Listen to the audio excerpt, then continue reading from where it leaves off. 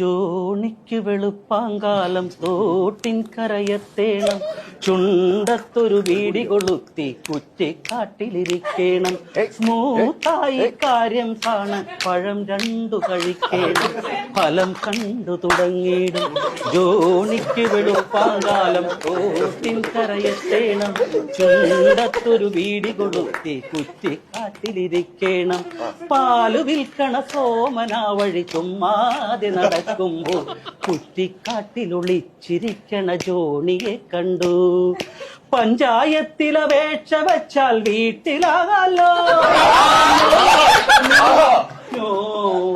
പഞ്ചായത്തിലപേക്ഷ വെച്ചാൽ വീട്ടിലാകാലോ. കാറ്റ് മൂളണ ഫീലതൊന്നും വീട്ടിലില്ലല്ലോ, തൊട്ടാവാടികളും ആ ചൊറിയൻ തുമ്പകളും. മോശമായിട്ടൊന്നും പറഞ്ഞില്ല. ആ ജോണി ആരാ? ഏതോ ഒരു ജോണി.